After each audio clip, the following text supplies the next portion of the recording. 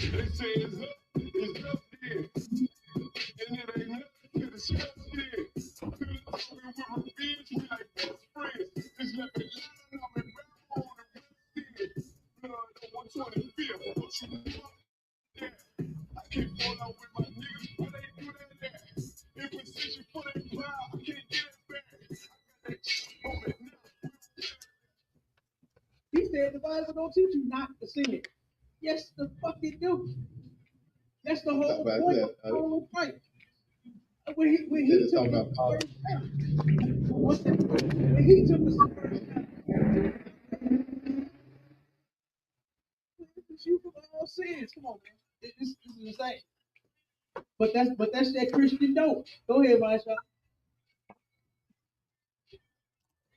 Out there teaching it like we teach. We teach you Christ is a nigga. We teach you God is a nigga. And guess who he loves? He loves niggas. He loves niggas. And that's one of the topics we're gonna talk about. They say it's up there. And it ain't nothing to discuss there. Feel it talking with revenge, we like best friends. Just let me line up and rap on the rest here.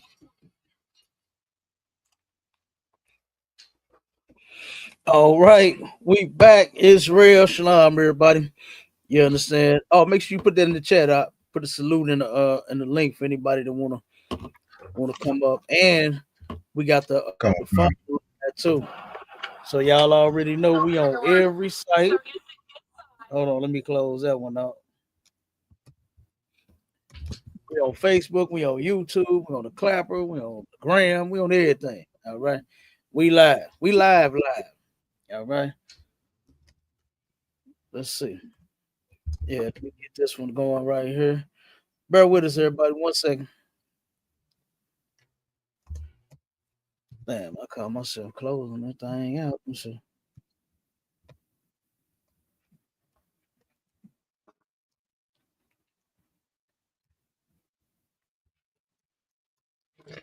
You said what you got coming up, sir? What you trying to do? Hold on. I'm trying to set this the fan base and the Clapper went out. I had to reset. Oh, okay, come on. I don't know why I do that. I don't know if it's my if it's these tablets that I got that I go live on or what and why I was doing that, but I might just have to get some new ones. I don't know, or reset them or something. I don't know. They keep going out there and now and again. Like sometimes even when we go live, it'll turn around and drop. Okay, come on, Kyle. I'm trying to see if we got any questions on Yeah, we got any questions? Definitely open it up for questions. I know people be having questions. All questions are welcome. All right, TikTok. We talking about the black church is useless to the black community. If you got any questions, comments, or you disagree with what we talking about, you know what I'm saying? Go ahead and put it in the chat, and we will definitely address it.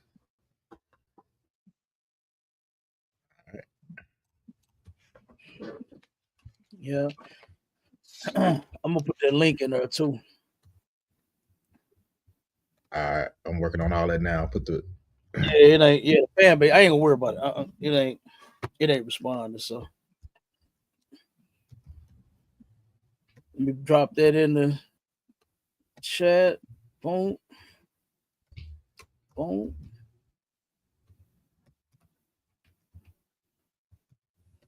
All right, it's in there, mashallah. We in there. All right, come on, sir. All right. Let's get it. Let me play these couple of videos because I'm gonna go back a little bit, right? I'm gonna first take us back to like the Cotton Club era, you know what I'm saying? To when our people had bands and they had whole little shows and little acts and things they was putting on, right? And this was just simply entertainment, right? Because black people are like the baddest. What's your title? That new topic you want to run out? what's the new one? About all Oh, the talent that we got? out of the earth, Say it again. You we going give the in and earth out. flavor. That's what I was thinking about. I was saying we are the salt of the earth. We give the earth flavor. Damn right, damn right. That's hey Shalom, Mike. We got Shalom, Officer Hey, Shalom. Hassan in the building. hey, Shalom, Adawanyam. Yahweh Ba'ashim, Yahweh Shabbat. How y'all doing this morning, this afternoon? We We good to go. We good to go. want to Most go in High on praise. the Christian church. About to Khan, in and show our people just how useless the black church is in the black community. They serve us absolutely no purpose, man. you're No, absolutely Khan, you know, Adawan Khan. You're absolutely right, sir. they are a waste of time. But so what I was saying was we're gonna go back to the different performances that our people used to do, right? And this was just simply entertainment because they talented, because they sing and they know how to play pianos and drums and guitars, and you know what I'm saying, they know how to jam, right? That's a So fact. let me play the first one real quick, and I'm gonna show you something, and we're gonna tie it into Christianity. Yeah, I'm pretty sure people wondering like how's this gonna tie into the Christian church, but you will see Okay. in 1 second. Okay. All right, let me pull this Okay. up. You will look, the word entertainment should click, a light bulb should go off in your head already when I said entertainment. Okay, Right. Right. said entertainment, it should have been going off, bells ringing, lights bulbing, and it like church. Yeah, I think when I think of church, I think of entertainment. Absolutely. Okay, that's what they should be saying. So let's play this real quick. This back in the this is in the 1940s, right?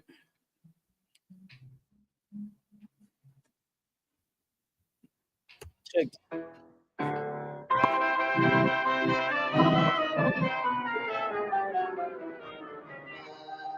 This is Fats Waller and Adam Brown. That ain't right. It's 1943. Okay. Come on, Khan, sir.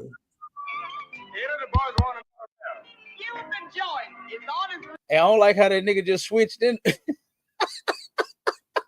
Hey, I don't like how he just switched in there. What is the matter with you? Ain't nothing wrong with me, babes. Nothing at all. Baby, what is the matter with you? One never knows, do one? You got the world in a jar. Yeah, but where's the stopper? And you got nothing to do. Do you hear that mess? She's always laying it on me.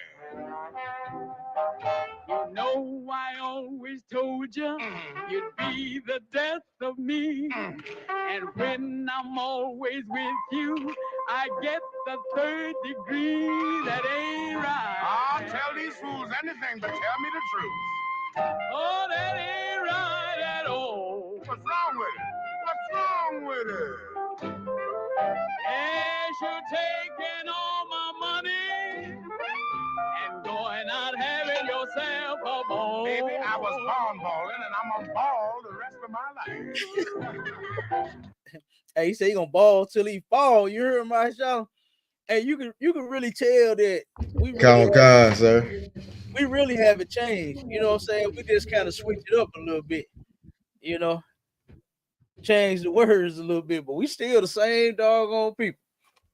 Khan. All right. Yeah. Oh, let's finish playing. That you taking all my money and going out having yourself a ball. Oh, beef to me, mama, beef to me. I don't like pork no how. Hey, she said you taking all my money and having a ball. That sounds like tax season, ain't it, Marshall?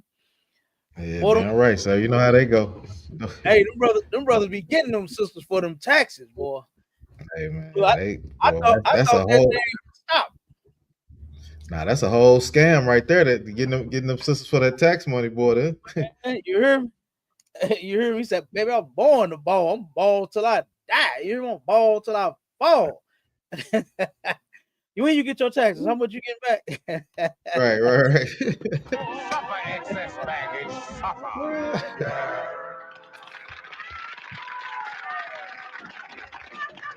Okay, now that was the first act. Let me go ahead and turn that one on. Now that right there was true entertainment, right? That's something that it's nothing wrong with that. It's nothing wrong with going somewhere, listening to some music, having a band, having a DJ, you know what I'm saying? You know what I'm saying? Ain't nothing wrong with none of that. Okay. You can turn around and go to a bar, you can go to a club. It's no sin, right? It's not a sin to go and have some chicken. Oh man. Look, we rolled past a club the other day. Me and my real look, we said at the same time. Boy, they got some fire wings up in there. And I'm telling you, this club, Club Illusion over on the east side, they got some fire wings, boy.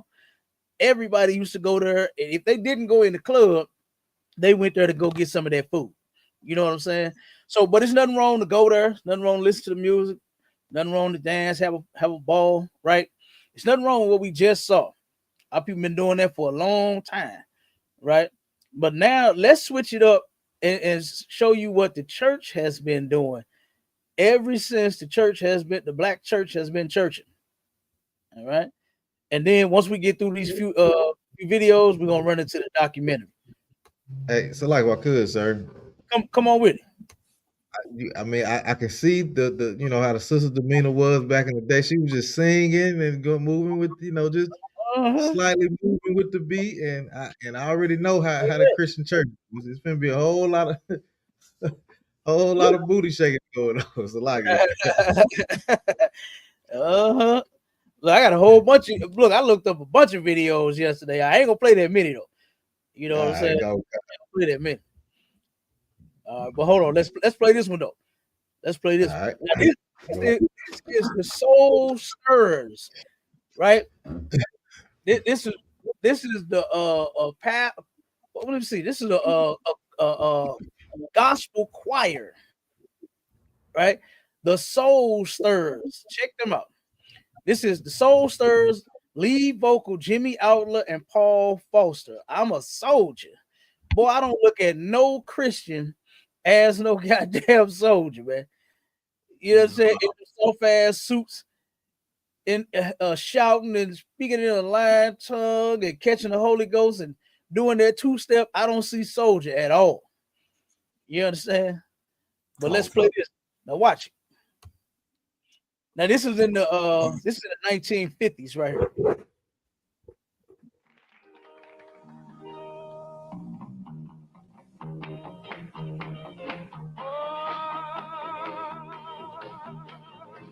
I'm a soldier in the army of a soldier in the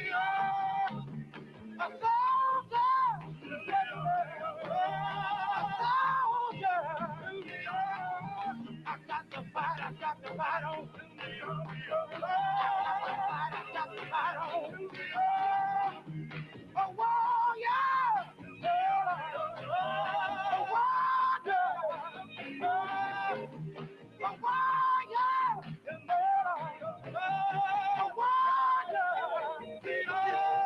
Well, now one of these moments, it won't be long. You're gonna look for me, and I'll be gone. I'm going on the floor, jumping and shouting. I'll be nobody there to turn me out. It's one of these moments, it won't be long. You're gonna look for me, and I'll be gone. I'm a soldier in the army of love.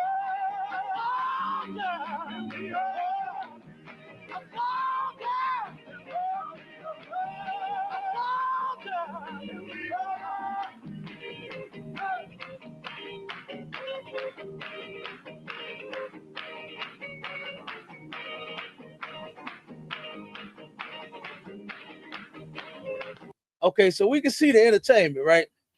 Y'all can see now. This is the gospel.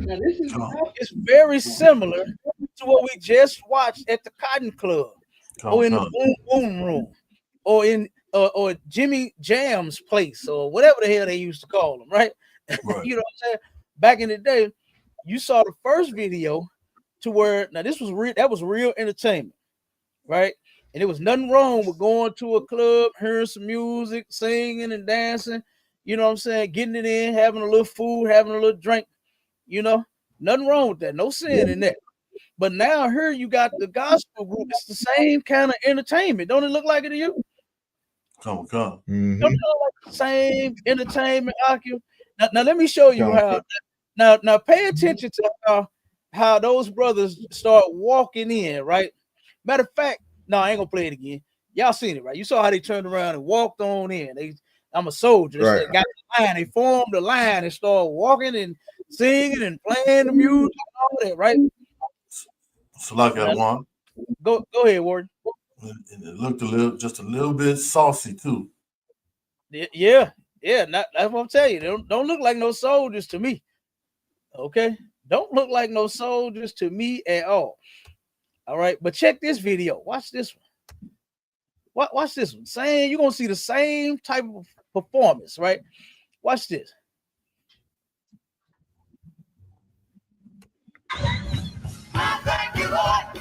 Let me pause. You see that? You see how they got the line form? They doing the same old thing, man. They got the same garbage going on since way back then. I don't understand how our people think that entertainment is what God is most concerned about. They really think God is sitting up in heaven waiting on their church to start and waiting for the choir to walk out and start. They really think God is sitting up there stomping that big old gigantic foot on that footstool of his while he's sitting on that throne in heaven, stomping his feet and clapping his hands, and he's like really like entertained with our people. When the number one thing that God is most concerned with is not the type of talent that you have, because guess what? He gave you the talent. You understand? By him choosing us to be his special people, we got the talent, all of them. It ain't nothing that you can't put in front of us that we can't conquer. You understand? It don't matter what it is. And that's because God chose us to be his people. But for the life of me, I just don't get where they think that this right here, God is really wanting to see and hear this. So Akim, hey, mute up real quick while you brothers not speaking, because I'm hearing the echo again. So both brothers mute up until it's time, till y'all ready to cut in or whatever. Or if y'all got something to say, yeah, the what? Most High Christ, the what? All right. So now you saw how the soul stirrers, right, turned around and started marching in. I'm a soldier, right? And then look at this cat right here. Okay, look at this group. Praise the Lord. I praise the Lord. Cause you've been so good to me. Cause you've been so good to me. I thank you, Lord. I thank you, Lord. And I praise the Lord. I praise you, Lord. Cause you set my soul free. Cause you set, let's go to church now. Well, you've been a doctor in the sick room. Doctor in the sick room. Doctor in the sick room. Doctor in the sick room. Yeah, doctor in the sick room. Yeah, doctor in the sick room. Though he's slain in the sick room, yet will I trust him in the sick room. I am a living testimony in the sick room. I should have been dead and gone, but the Lord, he let me live on. In the sick room. He let me live on, y'all. In the sick room. Are you there, the doctor? In the sick room. Are you there, the doctor? In the sick room. Mighty good doctor. In the sick room. Mighty good doctor. In the sick room. Mighty good doctor. In the sick room. Doctor in the sick room. Yeah, doctor in the sick room. Yeah, doctor in the sick room. I thank you, Lord. Look at that big sissy bopping. Bouncing. Cap, if I could, Cap. Go ahead. Are they saying in the sick room? Huh? Are they saying in the sick room? I think that is what they said. Because they saying doctor, the doctor. Yeah, I need a doctor in the sick room. Oh my God. You see the nigga say, doctor. Doctor. Nigga, you better go get some health insurance. You know what I'm saying? You better go get AARP. you know, you better go get some goddamn help. You better call Marketplace. You better get some insurance, nigga. Talking about you sick. And then did you see how the dude with the red hair was so interested in getting behind the man to hold on to him? Batman his tambourine. Did y'all peep that? Concept. Man, that Christian church is the sick room. Oh Right, man, it's right. my Charlotte, it's definitely the sick room. Look at this sissy bopping in it, bopping in it. Come on, man. You mean tell me God want his men that he created bopping? You know what I'm saying? This is how you claim that you praise and worship him? By bopping your ass across the stage, putting your hand all on your hip, and then this other man putting his hand all on your back. You know what I mean? And holding on to you while you perform. Like, come on, man. Instead, he's screaming, yeah, doctor. Like, come on, man. We gotta stop believing that Christianity is the solution.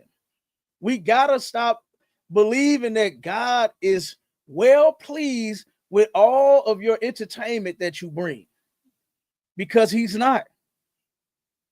He's not entertained at all. I challenge you Christians, whichever you are, to show me, right? Show me where God is entertained with all of this foolishness. Show me where the Most High is. You know what? Hey, they on tune. The beat is nice. I like the guitars. I'm loving the two-step. They're killing the two-step. Show me where God, right, is entertained by this and loves to see this type of action. To where he likes, one second word, to where he likes to see his men acting like sissies. Show me that. Go ahead, Warren. Come on, sir. I got a precept if I could, sir. Come on. Come on, sir. The book of 1 Corinthians, chapter 14 and verse 40. Let all things be done decently and in order. Mm-hmm. Him jumping around like that out of wine, it was clear that he's a homosexual. Damn right. Nothing about that is decent and in orderly. In order. Damn right. None of that. None of that. You can have all the entertainment that you want at the Cotton Club or at the Boom Boom Room. Go there to be entertained, man. Go there to sing and dance. Even when you go there, don't dance like a sissy, but go there and sing and dance if that's what you want to do, right? But the house of God, right? What they call the Christian church. The church is supposed to be for praise and worship. And praise and worship is not singing and dancing. I just don't understand it. They really turned the words in the Bible into their whole religion. This praise his name thing mean, oh, thank you, Jesus. Oh, hallelujah. Oh, oh, Father. Oh, Jesus. They really think that that's praising his name. When it's not.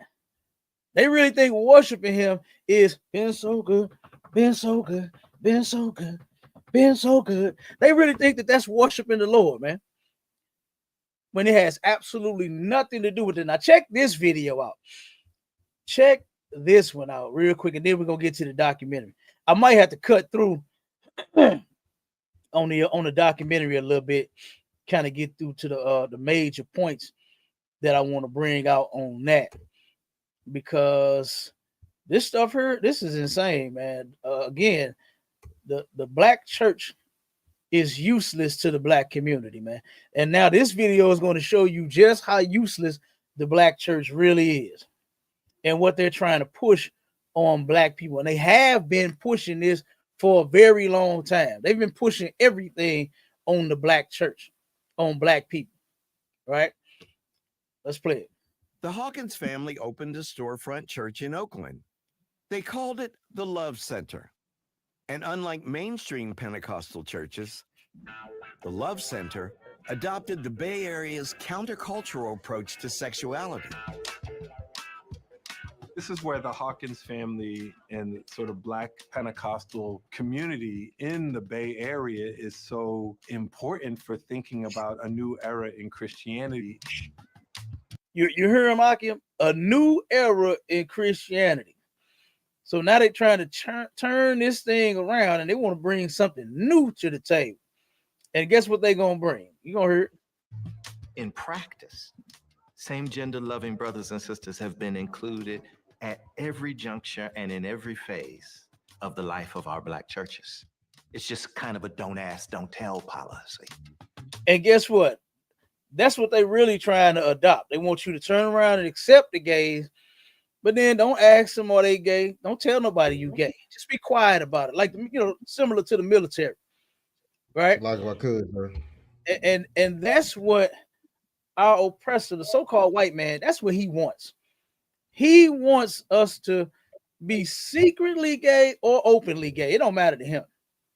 But in the Black church, they want you to be quiet about it. Just don't ask, don't tell. Go ahead, Marshall.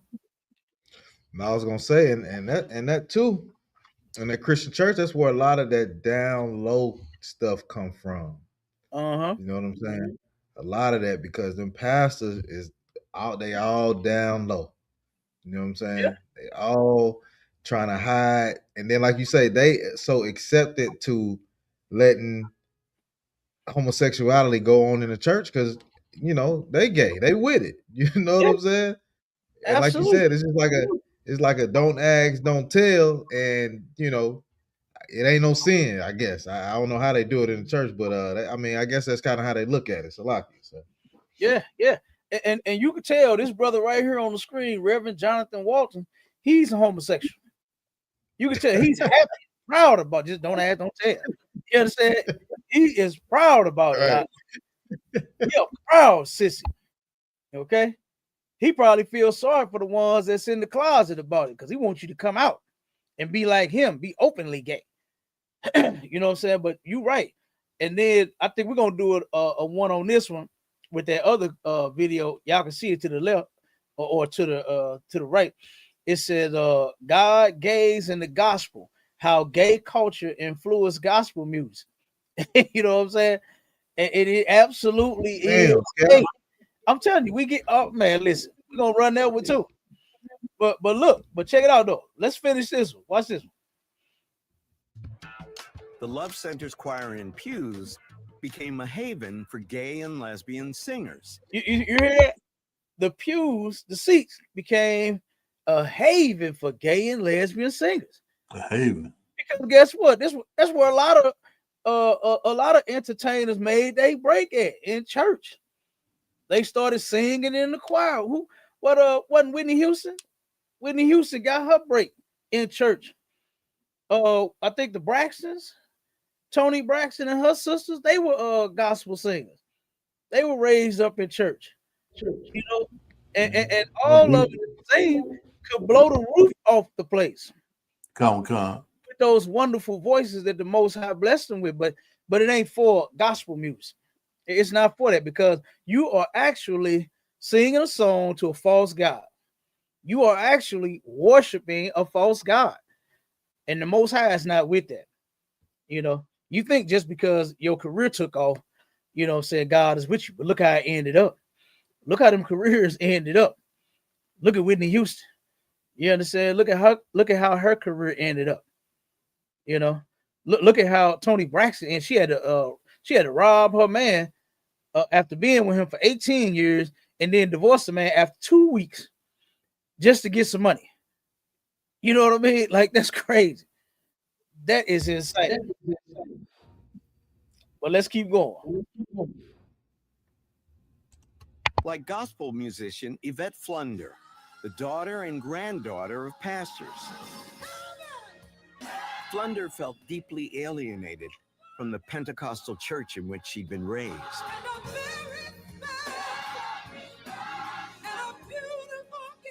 I came from the church that was just don't. You just don't. But you left the church for a time. Would you mind telling me about that? I never had to leave church to be a same-gender loving woman. What made me an exile was because I decided to tell the truth. What truth did she tell? That she was what they call it now, same gender loving? I guess she don't want to say lesbian. So now they finna add a whole bunch of more letters to so it's gonna be SGLW. Man, more acronyms, Adawan. Yeah, more acronyms, man. It's gonna be more letters out the alphabet added to their foolishness, man. So I guess she decided to tell the truth about her sexuality.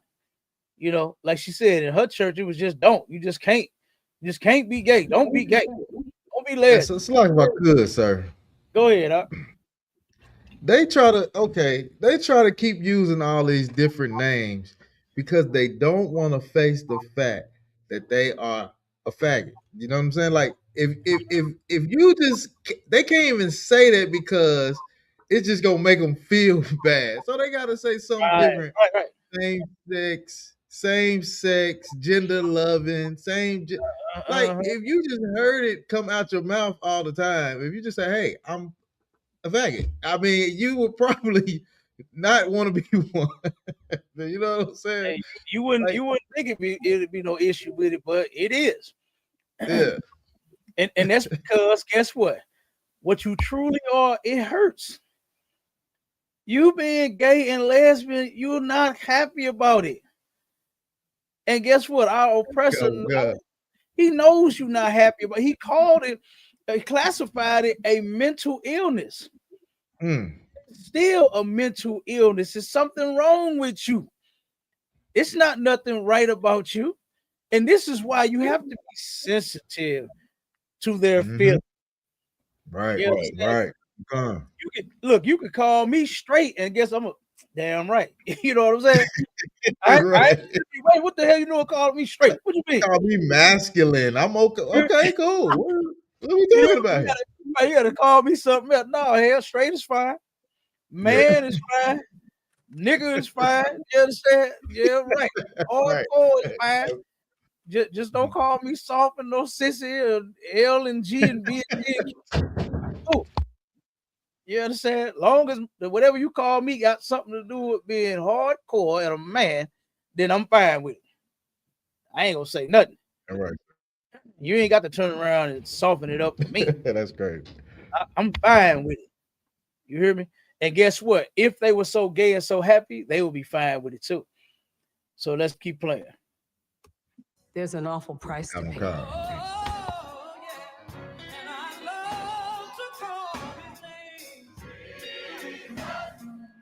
There are people who are very afraid. They're afraid to lose their churches. They're afraid to lose their positions. And so they remain deeply closeted.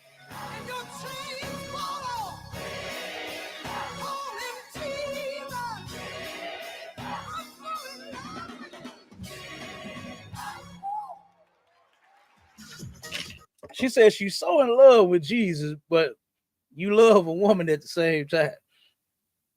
How hypocritical of the Christian church to claim that you love God and love Jesus Christ so much, but you are every single thing that they said not to be and not to do. God and Jesus said not to be gay. And here you are being gay and claiming that you love you some him. You love you some Jesus. How? When you disobey him on every angle, every turn, every law, you break them all. How do you love him so much when you don't obey him? That makes no sense to me. How do Christians really claim to love God? How do you show God that you love him? By singing? By dancing? One of you Christians out there that's watching and paying attention, answer that for me. How do you all show God that you love him? Is it through your entertainment? Is that how you show God that you love him? Is it through your voice, your wonderful voice? Jesus. Is it because of that? Is that how you show you love God?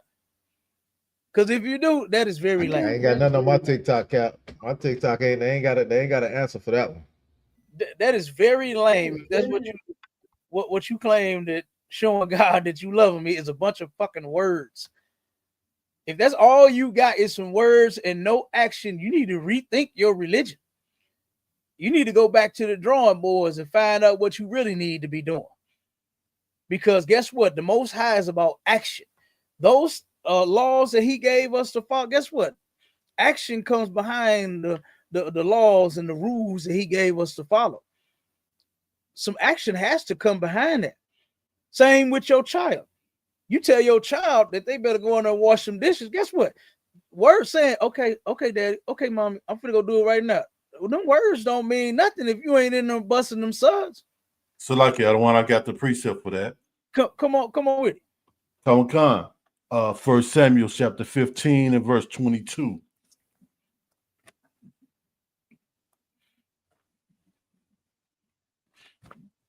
One second, I don't want. Ain't no sweat. 1 Samuel chapter 15. Okay, here we go. And verse 22.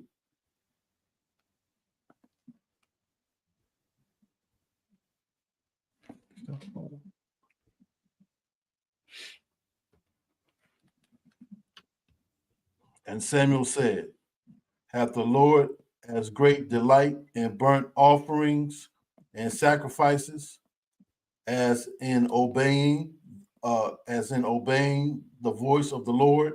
Behold, to obey is better than sacrifice. Damn right. That was the perfect precept right there.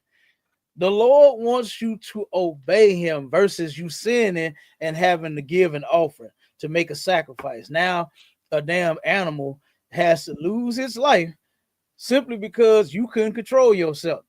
Well, we could have turned around and ate that lamb. You understand? we could turn around and be there fried that goddamn lamb, boy. Could have been baked that one, seasoned them up, and we could have ate that. But because you can't control, because you want to be gay and lesbian, like that woman said, I came out and told the truth. I'm same gender loving woman because she told the truth. Because you same gender loving, because you are a Jesus freak. Because guess what? That's not Christ that you actually serving in the church. That's a white man by the name of Caesar Borgia. You got to look it up. That's who the God of their church is.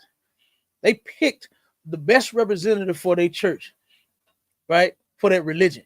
And guess what? It's definitely a white man because that's who gave us that filth. This garbage ass way that we claim of serving the Lord now by going to church, singing and dancing, wearing your best suits, your best dresses and all of that, that come from white people to make you better slaves. That's why he gave it to us. That's why in Christianity, in slavery, they used to let us come to their churches. We just had to sit all the way in the back or outside some damn where you couldn't worship and praise next to them. You wasn't sitting right next to them, but you did hear their message. And every time their message was to slaves, obey your slave master. And they turned around and gave you this religion so that you would run to it instead of running away from them. So now all you hope for is just Jesus to bless me. Lord God, just love me. You do all of that nonsense, and guess what? God is not with you at all because the Most High God is not in those churches. Christ is not with those churches. Just because you got a decent job, you went to school, got some credits, got the hours, you qualified for it. It's not magic. It's not a mystery. You understand? To where you just sitting here praying, oh Lord, let me get this job. No, you went to college. Or you work at one place and then another place is hiring and you filled out the application and submitted a resume. You went on Indeed.com. It's not a mystery. Because it's a lot of things that people are praying for that is not happening. Way more important than you and your goddamn job. How about all of the children that get molested in the Christian church? How about that? To where they're praying that this animal don't hurt them anymore. Why doesn't God answer? Why don't he stop it? It's because you won't stop with your religion. You won't stop with your religion.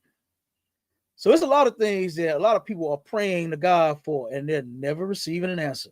Why? Because you're teaching them to serve a false God. You got them praying to Jesus every night in their damn prayer that they, all that come from white people, man. All of that come from white people. Now I lay me down to sleep. I pray the Lord my soul to keep. And if I die before I wake, I pray the Lord my soul to take. Christianity. And that is useless for the black community. That's useless for the black community. All of that, Father, forgive me for all of my sins and transgressions and all of that is Christianity. And it don't work for the black community. It's never gonna work. Come. It's never gonna work. So let me play this next part. Since I just said that, I kind of jumped ahead a little bit. But we finna go on child molestation in the black Christian church. Listen to this. And real quick, Halak, pull that in the should be at the end of the videos. I want you to read that part about this brother Sylvester, the queen of disco. Right? I want you to read that part after we play this part of this video. But what if in your quest would find a novel way to be expressed in sacred churchy vocals fused with secular club rhythms to form disco's gay anthems? The genre's divas, like Sylvester, the queen of disco, had all been raised in the church.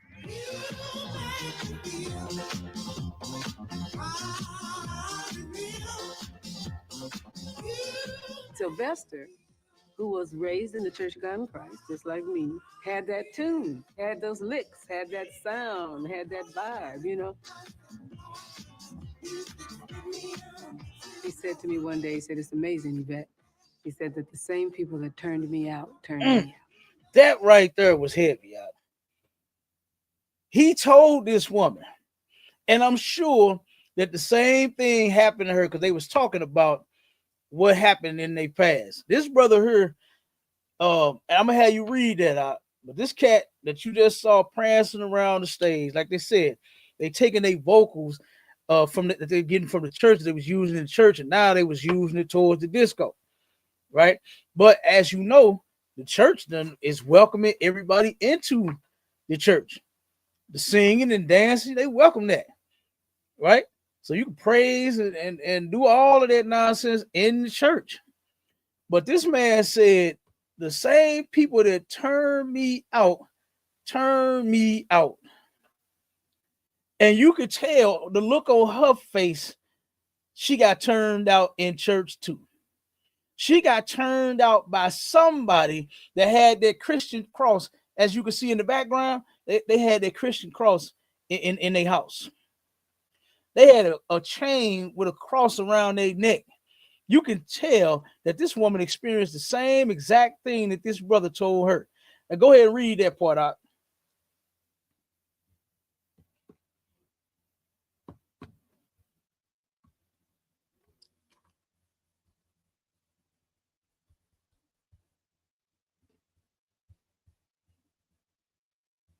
Salaki Adawan, I'm having some technical difficulties on my end, and I'm unable to access it at the moment.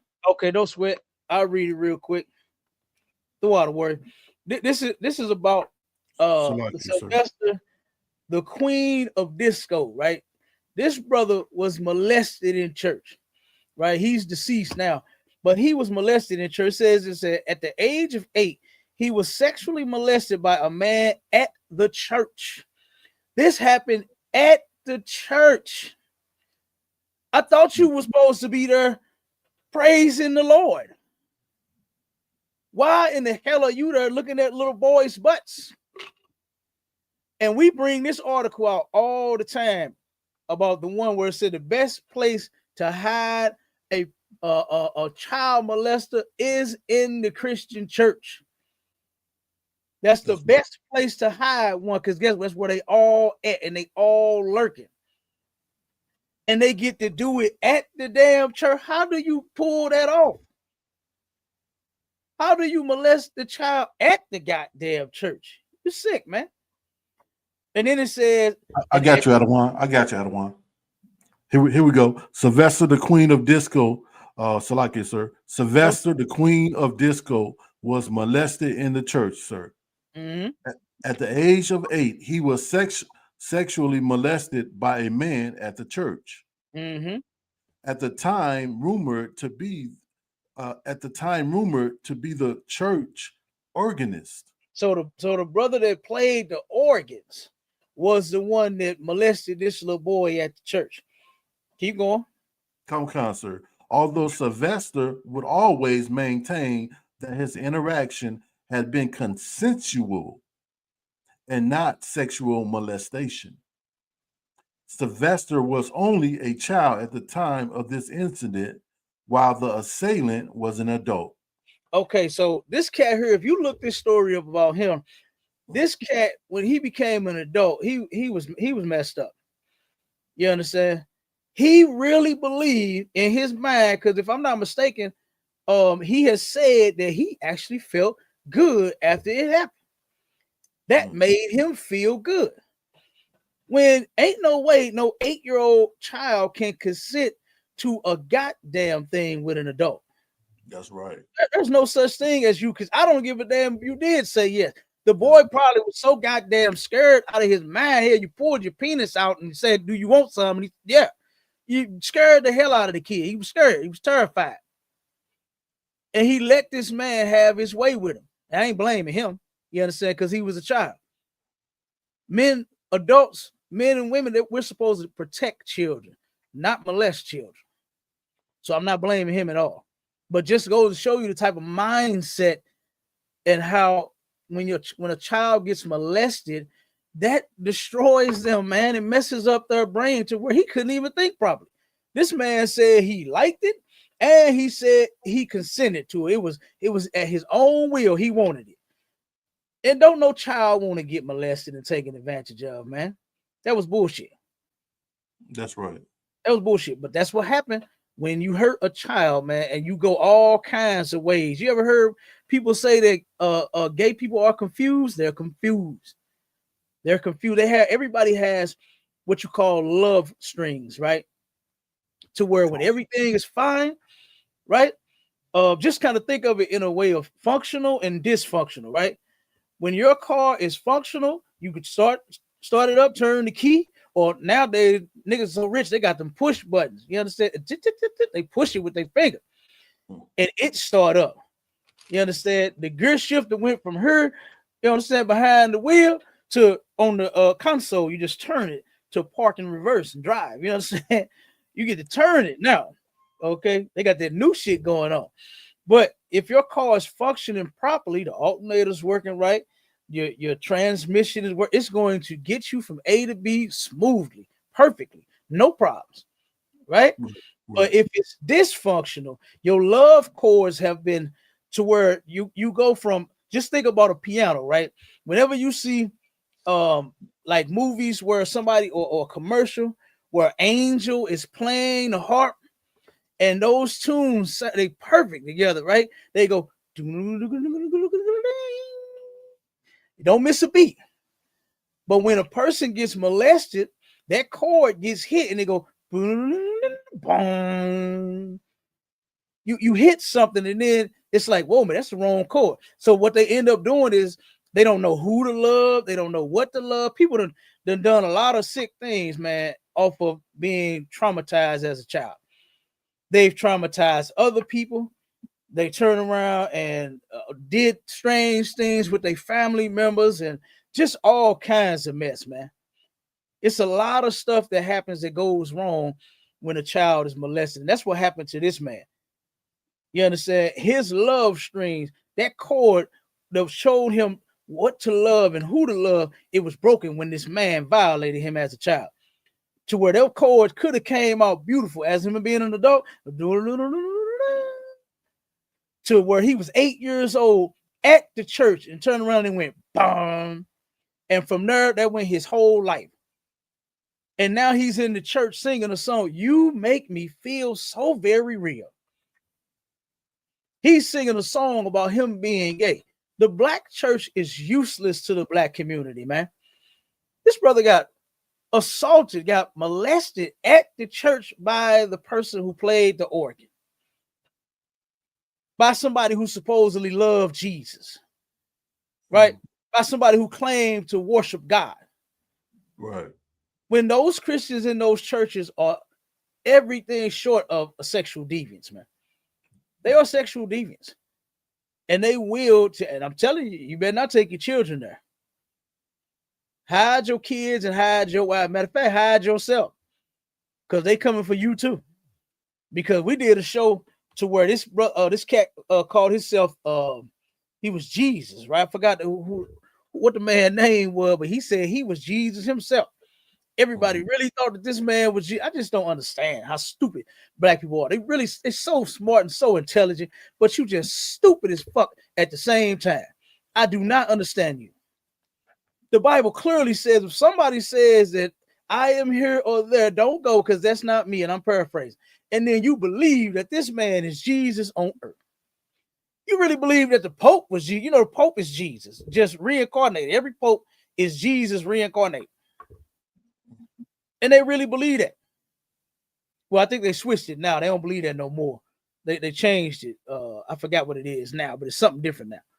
But they used to believe at one point that the Pope was Jesus Christ himself in the flesh. I thought Salaki out of one. I think now they say that the Pope is his main representative on earth. Mm-hmm.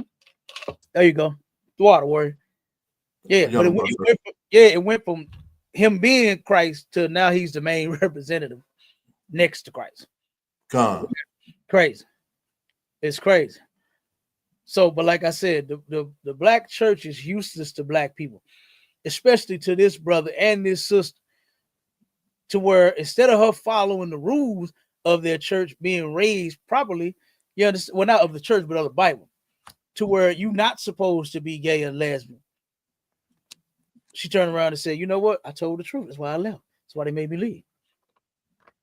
So this cat told her, the same people that turned me out. And he wasn't saying that in a good way. The man molested her. That's how you know he was messed up in his mind. Because why make a statement like that if you comfortable with it? Why say somebody turned you out if you consented to it? That's because he didn't. He didn't. He's embarrassed about it. And that was just his way to try to hide the fact that he's gay now. I accept it. I wanted it. He ain't molest me. I told him, come on. That's what he said. He said he consented to the sex. And there's no way a child can consent to a goddamn thing with an adult. Right. That's right. Disgusting, man. But that's the Black Christian Church for you. Let's finish this up and let's move on to the documentary. I'll never forget it. But she said she'll never forget it. That shit, she'll never forget that man's words to her. Why? Because it's sinking in on her, because the same thing happened to her. The same exact thing happened to her. And you know what? She ain't what they call them, gay and happy. She ain't gay and damn happy. No homosexual is happy about being gay. No child is happy about being molested, and now they're confused and they do things and say, you know what? A man hurt me, so now I'm gonna be with men. A woman hurt me, so now I'm going to be with women. Or a man hurt me, and now I'm going to never be with a man. I'm going to be with a woman. You know, like I said, this is terrible, and this happens a lot in the Black Christian Church. Eddie Long is a prime example of that.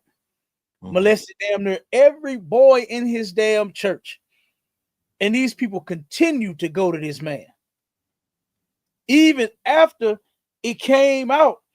What's his name? Creflo Dollar, as the people started going to his church, leaving Eddie Long, he encouraged them people to go back to this man's church. That's right. He called it a wreck. He called what Eddie Long did to those 9 boys that came out, and I'm sure it was damn near 99. I'm sure it was. That was just the ones that chose to come out. He called it a wreck. Can you believe that, Akim? This man said that this was a wreck. Nigga, this ain't no fender bender. Law. This man straight violated these boys, acted like he wanted to be in their life and help them, be like a father figure to them. But he turned around and took advantage of them because they didn't have a father figure in their life. This is insane. But they turned around and went back to this man's church off of Creflo Dollar's advice. Right. And our advice to you is leave every black goddamn church alone. Leave every church alone, black, white, whatever damn church it is. you better leave it alone and you better come here. All right. But let's finish this real quick and move on. Peter Gomes, a dear friend of mine, once remarked that the whole foundation of the Black church was propped up by women and gay men. Now listen to this. Pay attention to what's about to be said.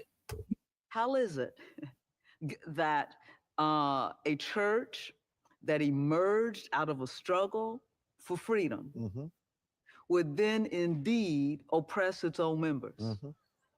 If the Black church is going to survive, it is going to have to be welcoming to the whole entire Black community, because otherwise there's not going to be a church. Hey, did y'all catch that? You got to open up to the entire Black community. Ain't supposed to be no gay in the Black community. Ain't supposed to be no goddamn L, G, and B, and T, and Q, and plus in the Black community. Right. That ain't for our community, man. None of that are we supposed to be engaging in. Okay? But guess what? We are. Our people are. They're engaging in it, and it's a goddamn shame. Now, real quick, let me show this. I might have to share the whole screen. Hold on. Okay, here we go. Let me see the window.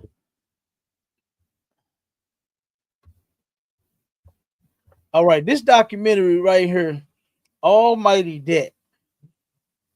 This is starring a Black activist and a now known well, he's retired now. He just retired. I want to say either a year or two ago. Dr. Reverend Forrest Buster Soares. I think that's what his name is. And this cat right here is claiming that debt is the new slavery, right? And let's play this. Let me see. Let me get this going 1 second. It's been masqueraded. It's been repackaged, huh, Adawan?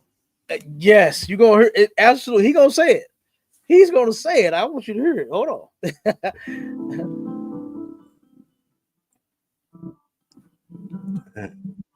Salaki. I'm nervous. Huh? I'm just not nervous. Are you nervous?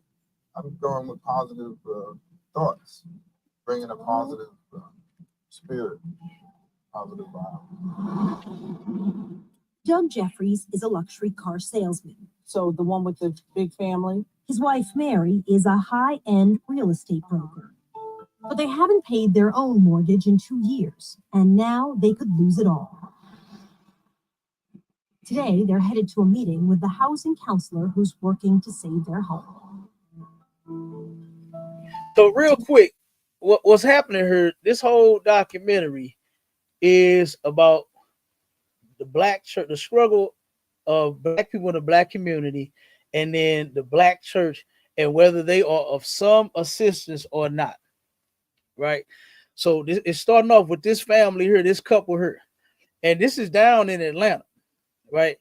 And this wait a minute, no, I'm sorry. Is this Atlanta? I gotta check back with my dollar because it's a part in here that they showed. No, I don't think they in Atlanta, but it's a part in here that they did show about the Black community that was Atlanta. But okay. This family here, they done went to the pastor for help to see if they can help save their home. And they got a beautiful home, a bunch of land. Oh my God. I love it. But they're about to lose it. Back then, I think this came out in 2000, I think 10 or somewhere around there, right? Mm-hmm. And back then, the economy it fell, it collapsed, right? And people started losing jobs and things. You understand? Things got really tough for several people. It's a young college student. It's another couple, right, that they're featuring, where his brother had lost his job. His wife's still working, but he is not. You know, and it's just a lot of different things that you know what I'm saying, that the members of his church was going through. And then it's gonna show you how he has what he called DF, debt free. He got a program that he designed, right, in his church to get black people free from debt. Right? It's a lot. Just like I said, we roll with it. Like I said, I'm gonna try to get the key points because we might not be able to play the whole thing. But let's go. Come. Again, October 12th, 2002. It was rainy. Oh no. Cold, oh no. Just the messiest day. That's terrible. But it was sunshine in our hearts.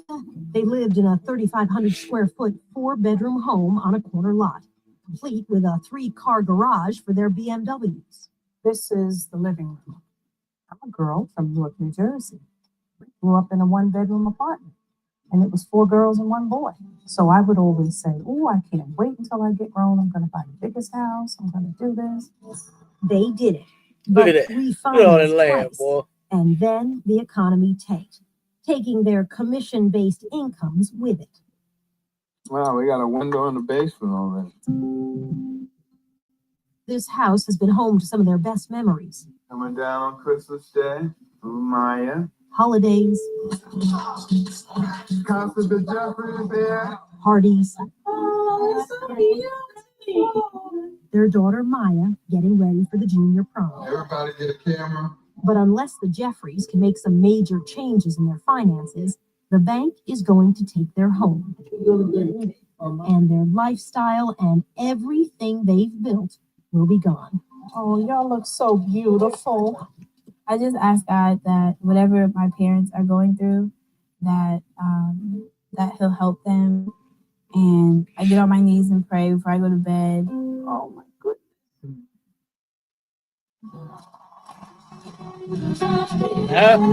Now here come the church. Okay. Now here comes the pastor. Check what the pastor said, man. Listen to this. This is crazy.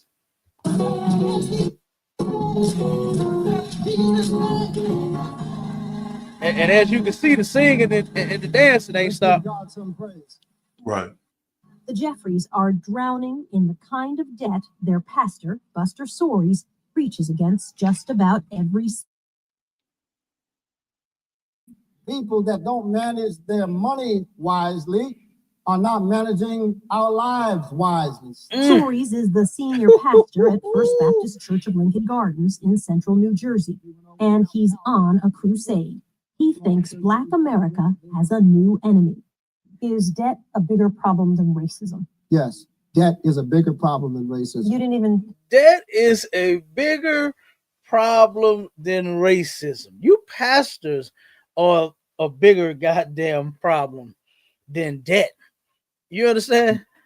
Because how could you sit here and know the history of Black people and white people being in this country and claim that anything other than racism is the problem to all of the problems that we face here?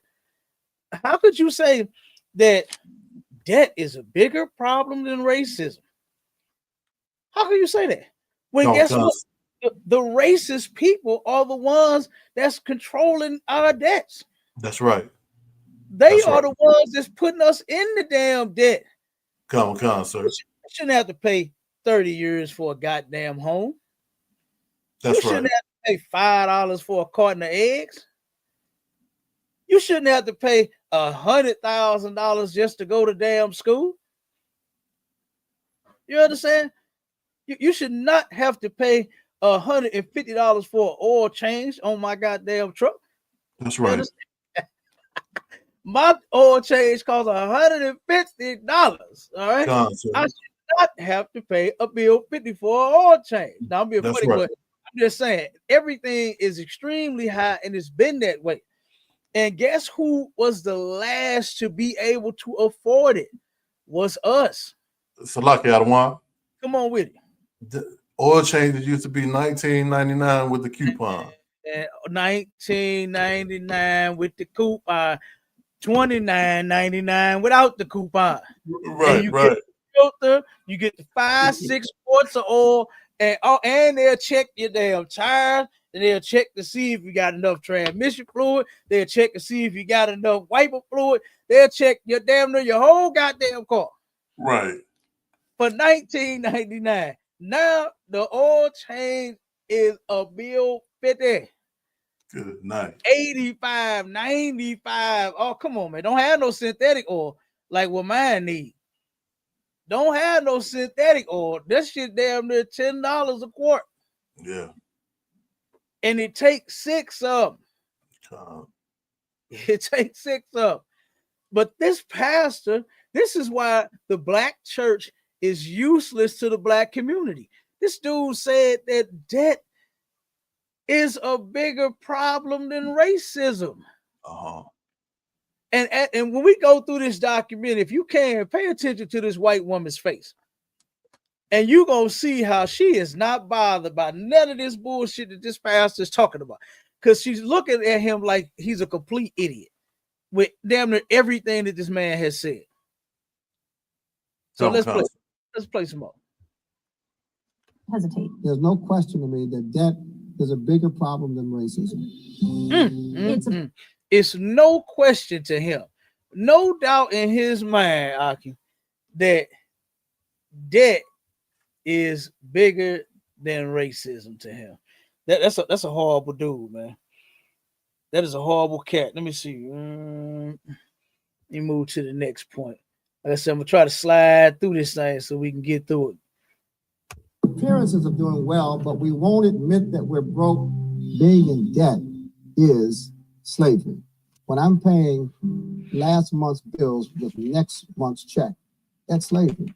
When I'm writing a check hoping that it doesn't bounce, but when I pull out my credit card praying that it's not rejected, that I'm living in financial bondage. It's a problem exacerbated in today's economy, the worst since the Depression. But economists say the crisis is rooted in the past. The African American community is economically more fragile because wealth is a function of generational accumulation. And we were some other people's accumulation historically. So we're behind, 100, 200 years. Because of slavery. Because of slavery. Because of Jim Crow. Exactly. We haven't had opportunity. We haven't had the opportunity. And we're reaping that today. We're still reaping it today. They know we ain't had the opportunities being in this place.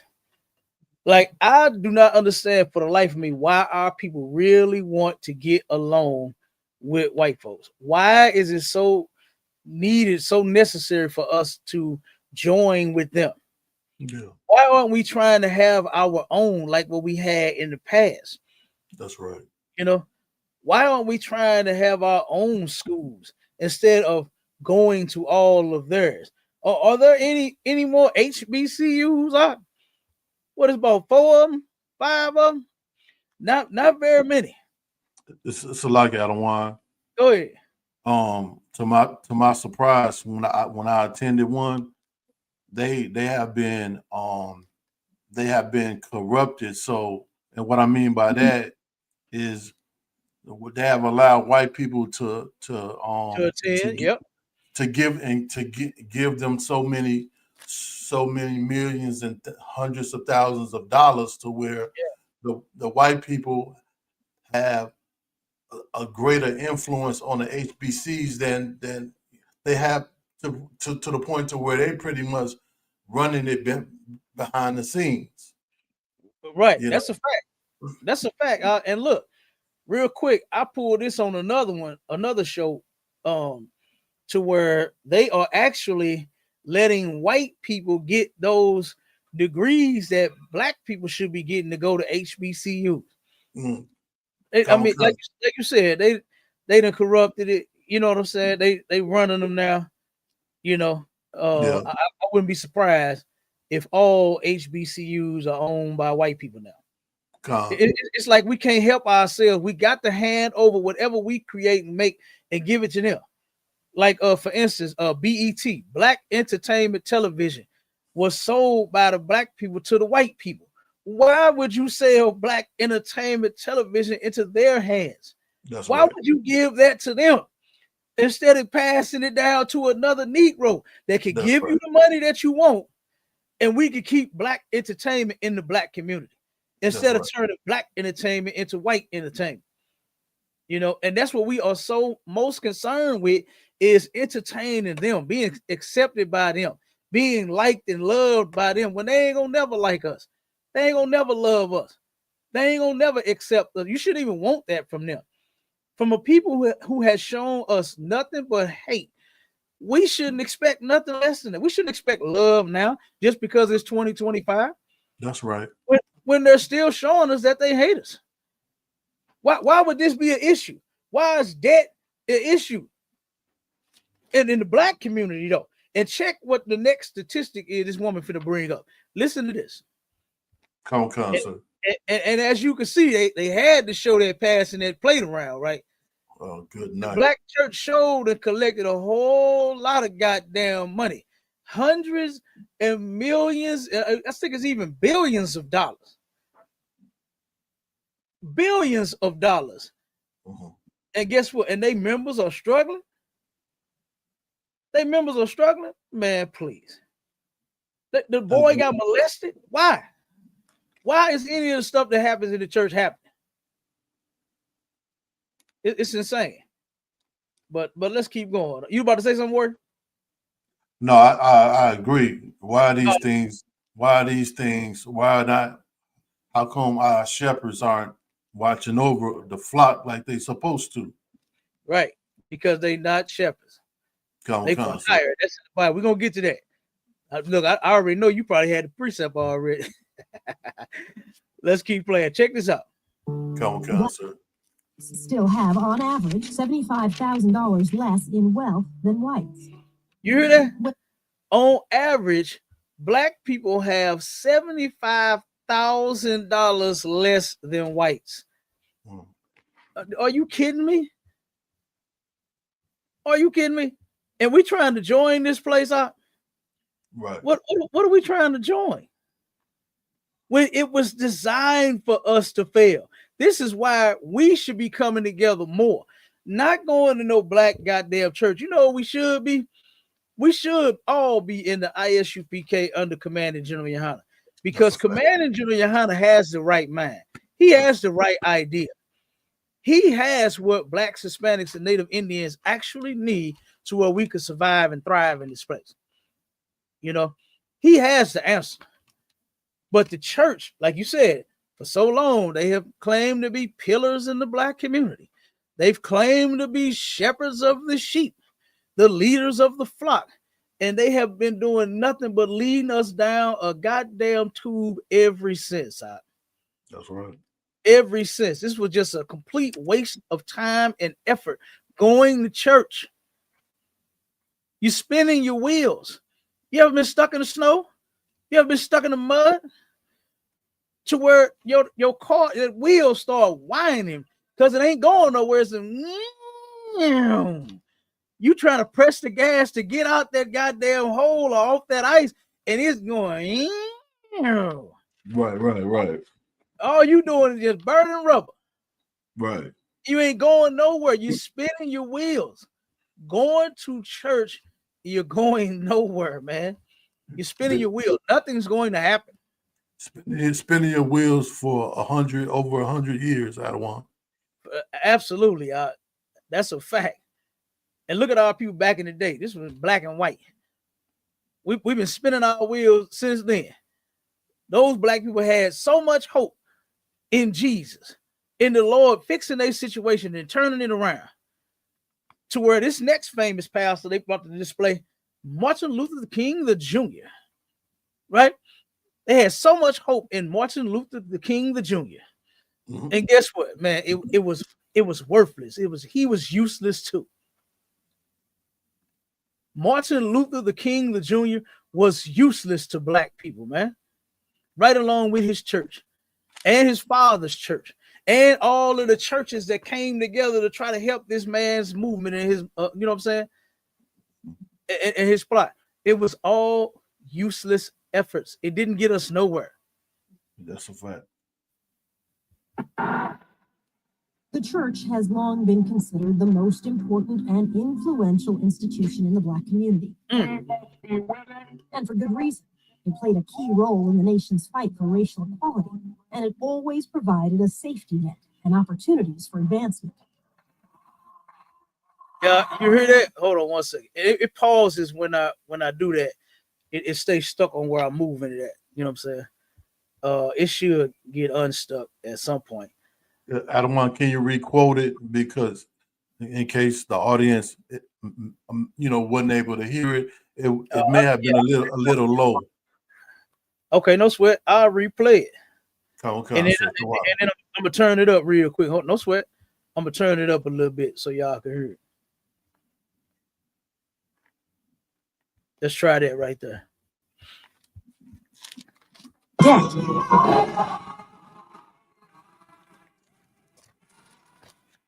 The church has long been considered the most important and influential institution in the Black community. And for good reason. It played a key role in the nation's fight for racial equality, and it always provided a safety net and opportunities for advancement. So you see, no other race has fought for racial equality. Nobody else is that goddamn stupid. Even that's not even a fight for them. They know that their lives are important to them. They know what they mean to them. So they don't care about what other races think about them. You understand? They could care less what other races think about them, man. That's a fact. You know? So hold on. Here is you have a brother who's a drug dealer. The other kid. Your father in your life. I don't want to be poor like my mom is now. I don't want to be the drug dealer like my brother. So I look at what they do and I decide who I want to be through their choices. You have a segment of the population that's being underdeveloped. There's talent there, there's potential there, but the access, the opportunities may be lacking. So America's going to pay for it. So it's in our economic and workforce best interest to nurture the talent we have in our backyard. Wow. Okay, so real quick, and like I said, I'm gonna skip through. This little brother here is trying to go to college. What he just expressed was his father wasn't in his life. He don't want to be poor like his mama. Because his mother left them in the house.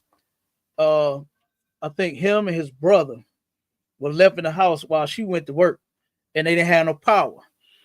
So the church supposedly had or either I think this woman heard the sister that you just saw beside him, she's not with the church, but she ended up helping him. The pastor even admitted to saying that God has put different people in this young man's life to help him out, right? And the pastor was no help to this brother. You know, why wouldn't you hear this shit about a member of yours and you turn around and go turn the lights on? And you turn around, you got the power. This man got a mega church. This man marched with Martin Luther King and Jesse Jackson and did all of that, right? He was involved in all of that and got plenty of money. He got a mega church. Why didn't he reach out and help this young man? Why didn't he save the first family, that first couple, their home? Why didn't he save their home? Instead of doing all that bullshit, buy the home and then turn around and say, look, y'all can pay me. However much y'all can afford, you can pay me back for y'all house. That's right. That's right. Why he helping his members? You understand? It's crazy. But this young man got no help the same way the rest of the people on this documentary got no help. Yeah. They useless, man. They useless up. Let me skip to this. And Salakia Cap. This right here. Come on with it. I bet they've been and I bet they've been paying their tithes faithfully throughout the years. You know it.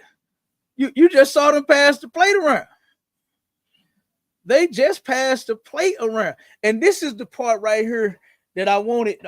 My Shala was supposed to go by this place and see what it looked like and show us today what this property and what that land looked like right now. He already said that the neighborhood had been ran down. right? Drug infested, you know what I'm saying? And any part of the hood where we live at, it's all run down, right? And that was their plan. That was white people's plan, was to run down neighborhoods of ours, right? They turned around and kept us out. Now check the sign. You see the sign, right? Eastern Atlanta Incorporated for rent or sale, white only. Oh, I'm sorry. White only. I gotta say the white like that. White only. And my Charlotte is familiar with that area, know exactly where that's at. And like I said, we're gonna end up breaking that part down too, showing the destruction of the neighborhood and what actually happened. Because it wasn't that black people was just dope fiends, they was on crack, they just don't know how to act, they're just uncivilized, and this is just what we do to our community and our houses and all. This is what you do when you are oppressed by another people. You understand? So let's play this part. African Americans start on home base because of institutional barriers that historically kept them from owning homes. For example, homesteading created wealth for millions of American families. They came west, they settled in land. Of course, that was the Indians' land, but they settled in that land, and for settling in that land, they got that property. And that property formed the basis of wealth that was passed down from generation to generation. African Americans were locked out of that wealth building opportunity. There were also you see that? You see the brother threw that in there. Well, the Indians' land. When they settle here, you ain't settled on somebody else's goddamn land. They invaded it. You understand? They turned around and stole what belonged to the native Indians. And what they did to our native Indian brothers and sisters was horrendous, man. Turned around and unalived them and stole their land from them. You know, and like, why don't we recognize that this man that we dealing with is an animal? And there's no rationale in him. There's no rationalizing with him.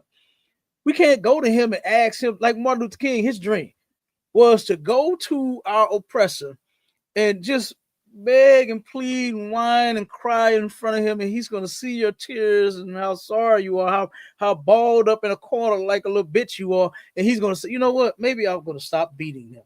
That's what Martin Luther King said he envisioned. That's what his dream was. So while you're crying and begging and pleading, no, I am a man. I am, you know, that famous goddamn sculpture that they made with the slave, the brother down on his goddamn knee, or was he on one knee? I think on one knee and in chains, talking about I am a man, begging these white people. Man, fuck white people. We need to be our own men and our own goddamn women, not begging to be acceptable men and women to them. Right. You know, we are God's chosen people. I don't know why we begging nobody for a goddamn thing. All we have to do is just realize that, get your head from out of the white man's ass, get your body out of the black church is the white man's church too. Get your body out of the white man's church and realize and wake up to who you actually are. And we ain't got to beg nobody for a goddamn thing. Right. I don't want that. That's how we get respect. That's how we get respect, I don't want, you know, as a people, you know, as a nation. You know, and you said something heavy, if I could, I don't want, not too long ago. Go ahead. You said we the only group of people that's out here, you know, begging for racial equality. You know, all the other groups of people and nations, they not on that. They on that racial dominance. You know, they trying to dominate. You know, why are we stressed on equality? We supposed to be trying to be superior. You know, I yield, sir. Facts. That's a fact. You ain't got to ask people, do they feel superior to black people and everybody else on the planet? The answer is going to be yes. You don't have to ask Chinese people, do they feel superior? You don't have to ask Africans, do they feel superior? Even in all of their smelliness and all of their funk and filth, they feel superior to everyone else on the planet. You don't have to ask other people that. You only have to ask the people that have been beaten down. That have been beaten down to powder, man. You understand? Black men have been beaten down to goddamn powder, and it's ridiculous. Here this brother is dressed in a nice suit, walking in this neighborhood that ain't for him. Yeah. They don't give a damn about your suit, Negro. They don't care nothing about them. What's some damn shoes they be wearing? Them Stacey Adams that you got on. Right. They don't care nothing about that. They could care less because you got a good job. That sign say white only. And Negro, that's how it's gonna stay. That's how it better be. Right here in St. Louis, right now, to this day, an article just came out a couple months ago about the white man building white only communities right here in St. Louis, in the city of St. Louis. And that's how he don't want you in his neighborhood. Yeah. You understand? And he's not going to let you move in. They are going to turn it back to this right here, to white only. That's how they wanted it. They wanted it to stay that way. But they turned around and came up with a way. The North came up with a way to use black people, right? And make them feel like they're equal by using them and getting every dime out of them and then turning around and throwing them away. Now it's time to turn that back. It's time to turn that back. They like, nah, we ain't going for that no more. It's white only time now. All right, but let's keep going. Church. Pastor Buster Soaries wants to help his congregation and Black America conquer this wealth gap. The son of a preacher, he always wanted to see more service-oriented churches.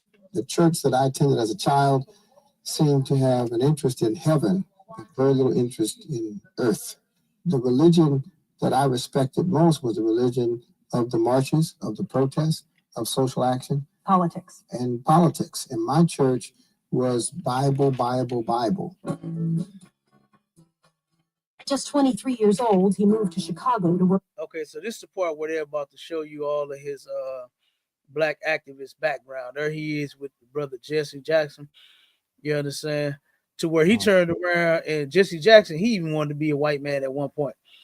At one point, and see, this is the thing about white people. White people know that most black people can be bought. You can't buy us in the UPK. You can keep your money. You understand? Because I wouldn't sell what the Most High gave to us for all the money in the world. I don't give a damn how much you offer me. It's not for sale. That's right. Right? And we made an oath to keep this thing rolling. And we're not going to break it in here. We're not oath breakers in here. Damn right. But Jesse Jackson, at one point, he felt like he wanted to be a white man. At first, he turned around and was against abortion, right? Because his mother had said, hey, if I'd have aborted you, you wouldn't even be here. If I'd have took everybody else's advice, because everybody else was saying the same old thing that they force on these sisters is, oh, no, don't have a baby. No, you got to worry about your education. And, you know, you're still young and you got your whole life ahead of you. Don't let a baby stop you and all that. She chose her baby over unaliving the baby. And that was the best decision that she could have ever made, was to not unalive her child. We don't need to unalive our children at all, for no reason. Right. For no reason. Give a damn what you think he gonna turn out and be. If he don't turn out to be nothing but a janitor, I'll take the janitor. Okay. If he simply works at a gas station, I'll take the nigga that work at a gas station. If he ain't got no job, you understand? That brother is still worth something. If he don't have no job at all. If that sister don't have no job at all, guess what? She's still worth something. That's my sister. Right. That's right. You understand? And you can't convince me to get rid of my brothers and my sisters and get rid of my people for no fucking career that you ain't gonna have. You're not gonna have. Okay. So let's see. Let me see what we're gonna slide to next. All right. So let's go to, I believe this part is about his program that he has. because he talked about his father and how his father was a minister. It all of this stuff goes back to Christianity, man. You understand? All of this stuff goes back to Christianity. Sir. I had to tell him what the deal was. Douglas kind of convinced me that he was going to ask anyway. And I said, well, okay. But I was reluctant. Was it embarrassing? Oh, yeah, quite. Quite. The Jeffries have been members of Story's church for 20 years. How hard is it going to be if you have to give this up? Members at this man church for over 20 whole years. And you just heard that was the wife. Like I said, it keep pausing. And it's slow to pick up, slow to catch up. Turn around and they have been members for 20 years. You hear me? And cannot get no help out of this man. Like, this is insane. 20 years of paying attention. The brother had a good job. He had a good job for a long time until, guess what? That the good job of his ended. You understand? And he wasn't doing so well. Okay. I believe he was a car salesman or something like that. I forgot what it was. That's what it says, sir. Yeah. He was a car salesman. And the brother was doing extremely well to turn around and buy that fat old house. You understand? He was selling hella cars to turn around and afford that, and that by himself. His wife don't work. He was affording that by himself. You understand? And like I said, look, all that land it was sitting on too. And she said, "Oh, see, this is where we was gonna put the pool at back here. We was gonna have the deck right here. We was gonna do this and do that. Now all of our dreams might be taken away if we can't get some type of relief from the bank." Go ahead, Salaki, I don't want. I was gonna say, yeah, that brother was doing pretty good because that grass got to be cut, and that all that land it ain't cheap to maintain that yard every week, every 2 weeks. Hell no, it ain't. It ain't. You hear me? And guess what? He was maintaining everything. Come, sir. He was getting that grass cut. They had several cars. They had to downsize due to, you know what I'm saying, his company and his job going down, you know, but the sister said no, they did not take advantage of this program that their pastor offered. You know, and why not? Why wouldn't they? Because guess what? Deep down inside, she didn't want to say it, but the program ain't doing no good. Ain't doing no good. They asked for the people that I might have a chance to play it, but they asked for the people that the program had been helping stand up. And I swear it was about 10 people at the church. It was about 10 people that stood up that said that the DF, the debt-free program that Dr. Reverend, whatever that man damn name is, his program wasn't working. You understand? Only 10 people stood up. He said himself he wished that more people would take advantage of the program. Because guess who they send you right to? They send you to the white banks. That's what they send you to. Okay. They gonna show that. But let's keep going. Hard. This is in your face. What do you pay and what do you not pay? The first thing is our tithes. You pay the tithes first. Oh, yes. Always.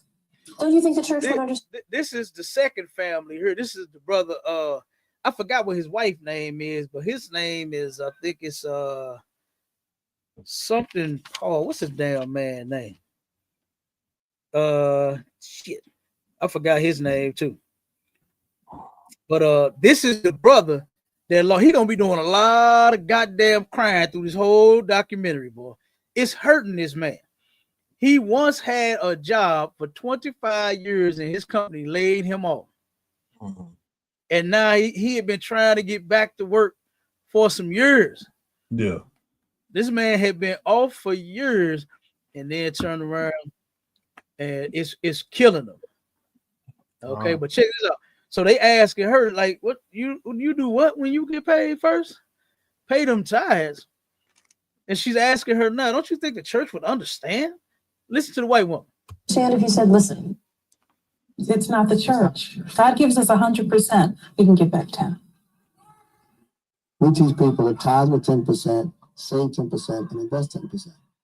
And so, in effect, we're living below our means. The Fields still try to follow that model and save, but it's very difficult. Yeah, Carl Fields, that's his name. That's who this brother is, and his wife, Mrs. Fields. And I'm gonna tell y'all, he got a winner though. You understand? I believe the other brother did too. You understand? You could tell the first wife, mama, the car sales lady, you could tell she thought she was something back in the day. She was something when she was younger, man. She's a very beautiful lady, you know what I'm saying? Same as this one, you know. And this brother here, he got him a winner. And I believe I'm gonna see if it played on this part or the next one. Hold on. Every day, Carl goes to the library to search for a job. Quiet. I'm not interrupted, generally speaking. It's a full day. He fills out applications and tries to camouflage his age. Some of these online applications, you cannot complete the application without indicating your date of birth. It gives the employer an opportunity to weed you out. 59 years of age, what do they realistically think in terms of my longevity with the company at this point? He also masks his experience. Okay, so real quick, if anybody know anything about the job market, the white man plays a lot of games to keep us out of the field. You understand? To keep us out of making money. The white man puts up a help wanted, now hiring sign on his business. If you come in with it and meet the qualifications, you know what they could tell you in some cases? That you are overqualified. Right. Now I thought that you would want someone that meet the qualifications. Right. Exceed. But yeah, it would seem like it. Concert. Yeah, it would seem like it because you got this now hiring help wanted sign. And here I am telling you that I have the credentials, you understand, on the paper, and the hours of experience that you wanted, and the years of experience, and here it is. I'm ready to work. And you'll tell me I'm overqualified. You know that happened to me once? That happened to me once. When being in the union, you can go on what they call loan, right? To where you could, if your company lays you off, you can go work for another one until your company get back rolling, and then you go back to your company, right? Okay. So at this point, I was gonna go on loan because now usually I was the only nigga out of 100 white people, so layoffs was very seldom for me. But it started looking, I was like, damn, just 2 or 3 weeks. You know what I'm saying? I'm like, wait a minute, I got to do something. So, but my company ended up going right back to work. You know what I'm saying? I wasn't laid off that long, right? So, but in that process, I send this other company my resume. And my resume about 4 pages long out of all of the things that I'm experienced in. All of the things that I have done, been trained in for years, got almost 20 years under my belt in this field. Turned around, gave the man was excited, right? He said, man, I had to call you soon as he said, I read the first page and had to call you and tell you hired. This is what the man is telling me. This is what he said when he called me. Yeah. Then turned around and got down to how much I was making on them other job. He said, whoa, wait a minute. Oh man, seems like you're a little overqualified here. Yeah. I said, overqualified? What you talking about? What do you mean? I said, this is what you do, right? And this is what I do, right? It match up. Am I not the one that you just said got the job? Well, see, we're paying just a little less. I was making $30 an hour, and they wasn't paying that much. They wasn't paying the 30. And I told him, I said, that's okay. Because see, I already knew it was just temporary. He knew it was just temporary. So it's not like we finna have no long lasting 25-year, you know what I'm saying, boss Relationship. and work relationship. Nah, not at Right, all. right. But he didn't even want to temporarily have me because he couldn't pay me, and he used it for an excuse and said that I was overqualified. You know, and I was like, oh well, you know what I'm saying? Shit, your loss. You know what I'm saying? So I moved on. Awesome. Okay. And then I eventually took them skills and started using it for myself. But just saying, like what the brother was saying, white folks play a lot of games. They play a lot of games, man. They turn around. If your hair is a certain way, they won't hire you. They hate our nappy ass hair. I don't give a damn how you have it. You know, a little fro. It could be a big fro, small fro, braids. You understand? To the side, to the back. You understand? It don't matter what the hell it is. They hate our goddamn hair. They hate our goddamn skin. I seen before I got out there, I was hearing all of the horror stories, right, from the older people that I hung with about how white folks was throwing their applications in the trash can. I said, what? I'm like, wait a minute, that's bullshit. You trying to get a job. Why they throwing your application? See, I didn't understand because I wasn't there yet. You understand? I'm still a kid in school. But when it was my turn, Dress for Success was out, right? And I dressed for success, brother. And I turned around. I went and filled out applications in places where I know I shouldn't have had filled out no application at. But I said, fuck that. I'm ready to be successful. You understand me? So I dressed for success. I filled out the application for success. I had copies of my some success. Right, right. And I turned around, went in this one company. I can't remember what it was, but I turned around and watched the lady. At that time, it was just the secretary or the receptionist desk was just a desk, and you could see under it, right? It wasn't like the kind where they build like a whole little wall where you can't see nothing. She was just a little desk, her, and on the side it had the damn printer and fax machine, all that over there, paper and all this shit here. And right under her desk, you could see that trash can.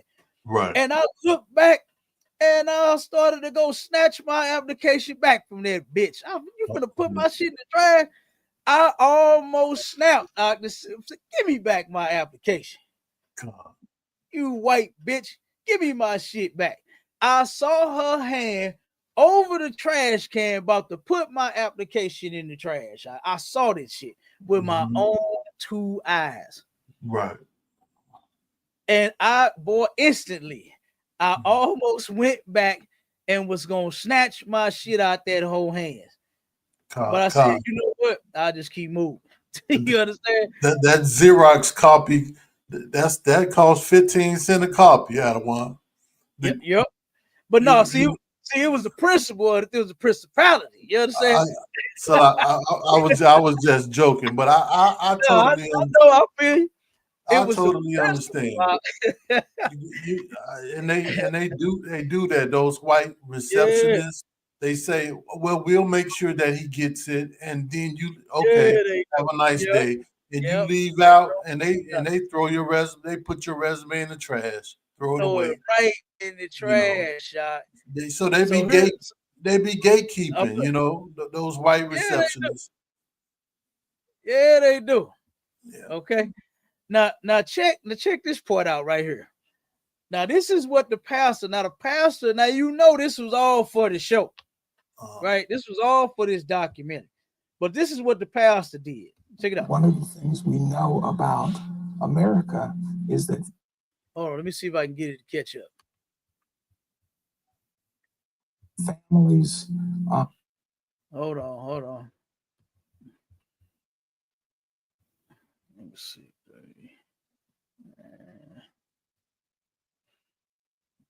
See if I can get this thing to speed up a little bit, catch up. For you to keep. It's going to be a tough transition for them.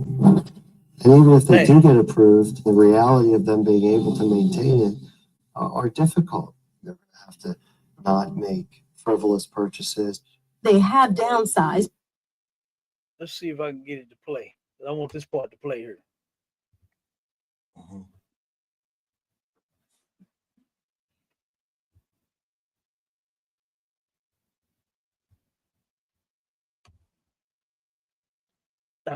Come on, man.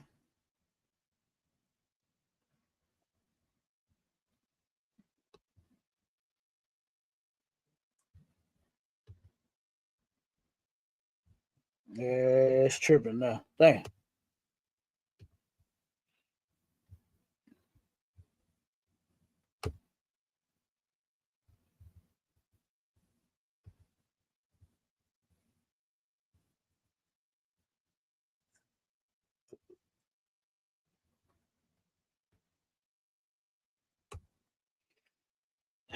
Damn. Hold on, it froze on me now. Hold on, let me close it and pull it back up. Hold on. It done jammed up on me. Let me see if I can get it back. Hold on one second. No sweat, Adawan. Yeah, the whole player done jammed up. Man. But that definitely happens, you know. Yeah. You know, those secretaries, those receptionists, they don't like your appearance. Yeah. You know, you come in and they sense that you're a little that you smarter than them. You know, Fact. you know, they throw They your know, resume they away. know we smarter than them. They know it. God. They know we better than them. Hell, who God. built this place? You understand? Who built this whole goddamn country? We did. Okay. That's right. All right, so I got it back. Let me pull it up real quick. We're gonna hit these last couple of points and then we're gonna roll. Most High in Christ. Yep. All right. So it's up again. Let's go. Bam. Skip through here to where we were at. Okay, so right here. Can your parents pay for you? Could they talk about the baby's college. By grace through faith. They talking about her college and stuff. So this is what the pastor is doing for them now. Okay. The Jeffries refinancing will make it more difficult for them to finance Maya's dream school. They have faith, but no home equity to borrow against for college tuition. One of the things we know about America is that families pull out the ladder for their children. They're not going to be able to pull out the ladder. That's a copy for you to keep. It's going to be a tough transition for them. And even if they do get approved, the reality of them being able to maintain it are difficult. They're going to have to not make frivolous purchases. They have downsized to one car. Some mediations just don't go well. As they leave the meeting, the couple is hopeful. The attorney is cautious. It looks 50-50. Thank you. All righty. So it's a 50-50 chance. It was very nice that they are able to save their home. I'm gonna run through these last few so we can get out of here. Real quick, let me skip through. Let me show you what the pastor said. This was crazy. Now this young man, go ahead, Ward. What's that? It's like I don't want. I was just gonna say, and the brother, he even though he was making good money, he did have a tough job, you know. And what I mean by that is based on commission. So if the economy is doing good, then you know, and then he make good money. But if like you say, when the market crashed, the economy crashed, you know, then you know he in trouble, you know, with that commission job. That's right. Because the people don't have the money to pay for no damn cars. They ain't got no job. That's right. You know, the brother had to have been an excellent salesman. You know what I mean? In order to afford a $500,000 goddamn home. You understand? And several acres of land. You know, he had to have been real successful selling them cars. Yeah. You know? But now, like you said, the economy ain't so well. The people don't have the money. You understand? So people are not. I think they said he only made like one sale in a year. You know what I'm saying? So this brother wasn't making no money. He was behind in his payments like crazy. They was running through the money that they had saved. They mortgage out was $4,000 a month. Yeah, they say he hadn't made a payment in what, 2 years? Something like something like that. Yep. So this was another meeting that they had. You see, the first one, the pastor sent them to the bank to see if they can get something worked out. So here they are again at another one at the bank. And let me tell you what's about to happen. We're gonna see if the pastor pulled any strings and was able to help this family real quick. The pastor sent them to the white man. Yeah. Instead of, like I said, nobody's saying just do it for them for free. Just work with them and say, okay, whatever y'all can afford, you're gonna pay me back. I'm gonna buy that house for you, save y'all house, right? Since it was only what 3 families, this young brother that wanted to go to college, right? They didn't have the money for college. This family here who about to lose their home, and the other family that turned around and lost their job. The man that lost his job, but his wife was still working. So you mean tell me you couldn't help 3 families out? Pastor, you are a piece of garbage. But let's check out what happened when they went to this meeting. Yep. So we go. We didn't get a workout today. A workout is a new lower mortgage rate. No, workout means the bank is going to sell the Jeffries home. But we're They're going to sell these people's home. Still alive. The pastor, the white woman has said that the black church was known for flexing their muscles and using their influence to get things done. Why the hell didn't he flex a muscle and get something done for this family? Now here he is finna pray for him, right? Yeah, he'll do that. He finna pray for him. Instead, they're gonna do that. Instead of going into that goddamn bank of his, drawing the money to really help these folks. And you can tell by the way that this sister answered, because they asked her, was she going to utilize his debt-free program? After all of this, oh yeah, she was just saying that shit because she was on camera. That lady gonna fuck around and she done left this church. That's what actually happened. I'm sure she done left this church because the pastor in no way, shape, form, or fashion helped. Even this brother right here, you understand?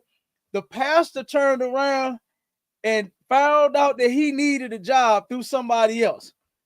He heard that he lost his job, so he found somebody that's in charge of HR that got some stress at a hospital, pulled some strings, had the big people, I think, at a bank. He had several folks, you understand, come and assist this man. Did one big interview. You understand? Did he help him? Did he get a job? Nope. That's the brother right there that set it all up.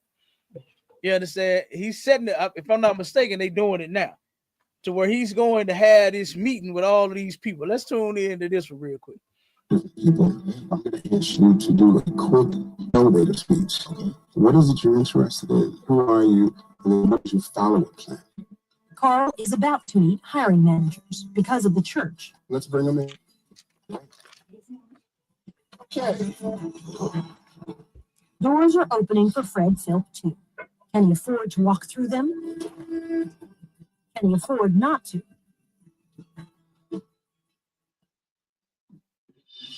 Don't accept the status quo. Don't accept the social stigma. Don't accept the position of society. Rise up and be who God called you to be. Mr. Fred. How you doing? How you doing? Soon to be freshman, Fred Philp has zero debt. That's about to change. Listen to this. The only question is, by how much? I will make a call tomorrow about it, get a job for you. By the school. All right. And what are you doing for you? That's what I'm doing. What are you doing? I'm actually trying to apply for a loan. All right. You're not opposed to working, are you? No. Because if you are, we're done. All right? Okay. Good. He gets a job making $150 a week. He can pay for a lot of his own expenses. Would you encourage him to take out a loan? For education, yes. I'm not against student loans. Isn't that a contradiction for D-free, debt-free? Yes, but the world is full of contradictions. Did you hear that? The man said the word. I thought he said the world. But he said the word is full of contradictions. Let me try to play that again. See if you catch it. I heard the other one. He's a joke. Yeah, he said the word. We're done. All right? Okay. Good. He gets a job making $150 a week. He can pay for a lot of his own expenses. Would you encourage him to take out a loan? For education, yes. I'm not against student loans. Isn't that a contradiction for D-free, debt-free? Yes, but the world is full of contradictions. This fool said the word is full of contradictions. Good doggone night. So let me tell you something. We passed the time, and I was trying to be on time with it, but y'all get the point. Yeah. Y'all should get the point right now. Why is this man saying, now the point is to be debt-free so that we can survive here in this place. Now you're encouraging him to go and apply for a loan. You're encouraging him to get in debt. And the white woman, and guess what? He felt comfortable talking to the devil. You understand? Because he think he's one with the devil. That's why he made that statement. That nigga had full demons right there at that point and said the word is full of contradictions. So yes, it's okay to contradict yourself. You understand? And that was his excuse behind it. The white man and woman is the goddamn devil. And this brother, that's who his God is. The white woman that he chuckled up and laughed it off with. You understand? So did he help this family save their house? The answer is no. Did he help this young man get in college? The answer is no. Did he help that brother get a job? The answer is no. Them just 3 families that this pastor could not go all out and just help them. It's just 3 of them. And one more thing, I don't want if I could. Go ahead, Warren. Go ahead. And do he understand the Bible? The answer is no, because the word, there is no contradictions in the Bible. I yield. None whatsoever. I'm gonna play this last part to where he blames black people. That's what they do. They put it off on black people, make them feel bad and horrible for liking nice things and money and cars and clothes and buying shit. You know what I'm saying? That everybody want nice things. Everybody want fancy houses and cars. Everybody want whatever the hell they want. But here he go. He gonna make black folks feel bad about it. Watch this. Listen to what he said. But they have to approach it as starting from scratch. So he talking about the family now, the ones that's gonna have to start all over with losing their home and starting somewhere else with something that they could afford, instead of the pastor helping them. Oh yeah. So this where she asked her, is she gonna take advantage of that program? Let you hear her, and you can tell that's bogus. She don't mean this at all. Here to start over, but they have to agree to do it. They have to know that they're starting at ground zero. They're not building on something that's pre-existing, but they have to approach it as starting from scratch. If they do that, they'll be very successful. People are drowning in debt. The Jeffries haven't started attending Pastor's D-free classes. Will you go to Reverend Sori's debt classes? Oh yeah. This is over? Oh yes. Yeah. I should have been going before. Are your D-free classes packed? No, my D-free classes are not packed.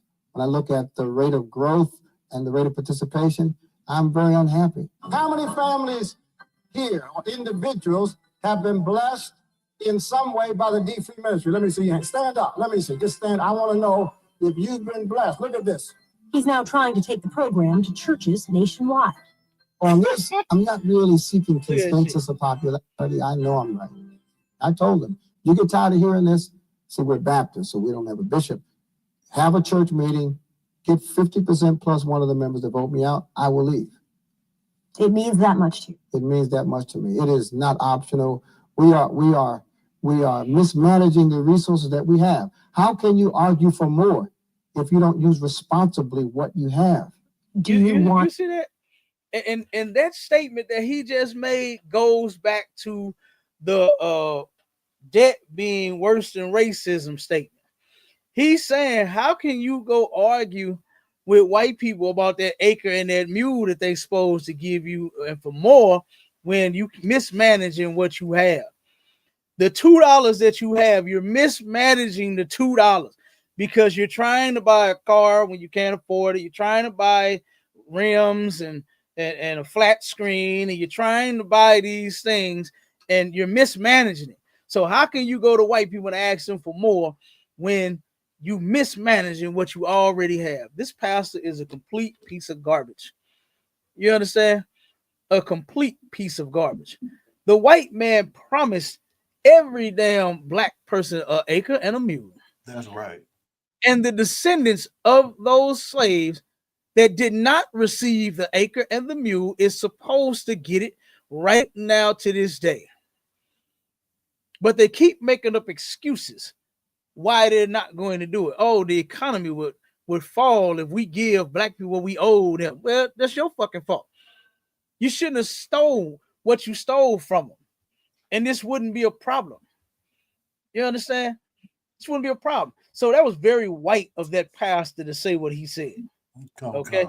And this right here, like I said, man, this right here was insane. This goes to show you just how useless the black Christian church really is to the black community, man. It's completely useless. Huh? This pastor had the resources. He got the money, to help those families. Yeah. And like I said, ain't nobody telling you to just do nothing for free. Oh, he just wanted to save their house. I'm gonna pay the remaining balance on it, and y'all just live in it. It's just yours. Nobody's telling you have to do them like that. They weren't asking for that. They were just asking for a lower payment, something that they can work with. And the pastor couldn't even buy their house so that they could save their crib, and then he could make them payments. Pastor wasn't even willing to do that, to take that $4,000 a month down to $2,000. You give me the $2,000 back till it's all paid off, and that's it. Right. The brother's college tuition was about $20,000 or a little more. I think it was between $20,000 and $30,000. Right. The pastor didn't even say, you know what? Let me go on and pay that for you, young man. And then since you could pay for most of your expenses, you can pay me back. You pay the church back. You see what I'm saying? For your college tuition. He ain't do that. He go tell him, look, I'm calling some people about a job for you tomorrow. What you doing? Applying for loans. Good, go ahead. And he never got a job. Pastor never came through with a job. That other brother that sat in that meeting with those people, right? Those people was HRs from hospitals and banks and all kinds of stuff. And this man got no job. The pastor didn't help him do nothing. They useless, man.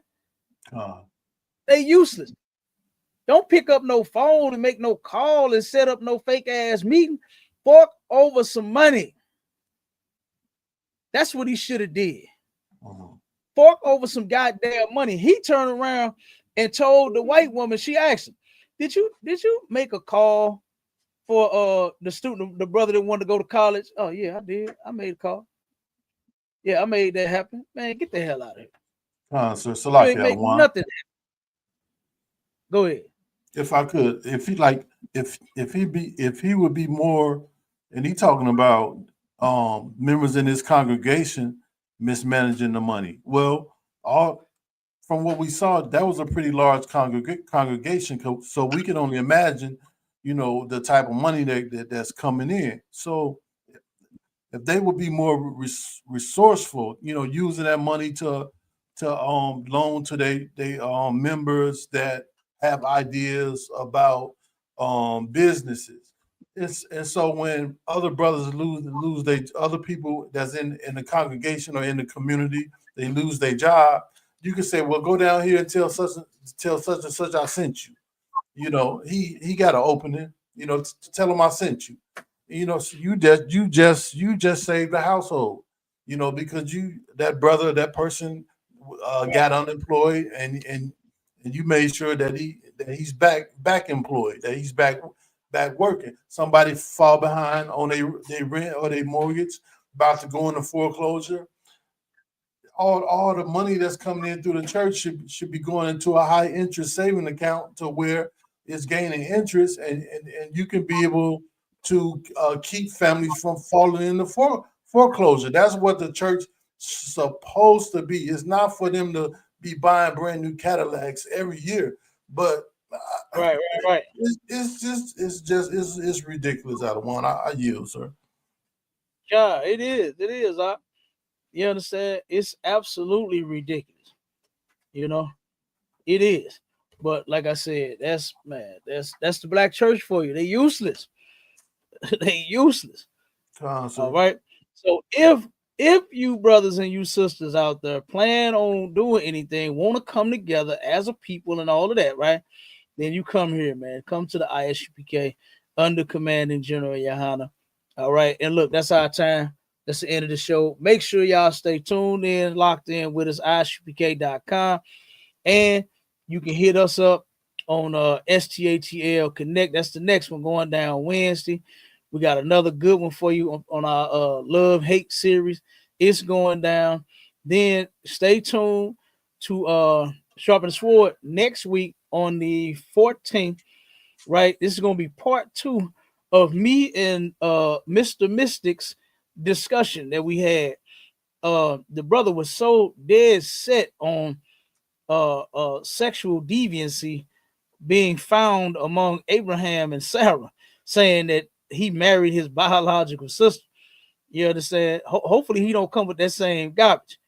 You understand? Because I'm sure he's a sexual deviant of some sort himself. For him to force that in the Bible when the Bible does not say that was his biological sister. So, that's going down this Sunday, next Sunday, I'm sorry, on the 14th, 11 a.m. to 1 p.m. Make sure y'all tune in. All right, it's going down again. All right, and we're going to keep this thing rolling. Okay, so with that, Shalom, Israel. Shalom, Israel.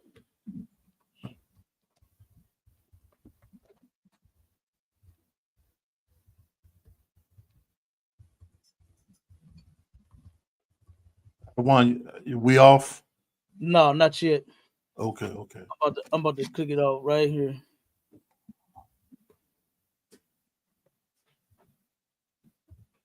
Yep.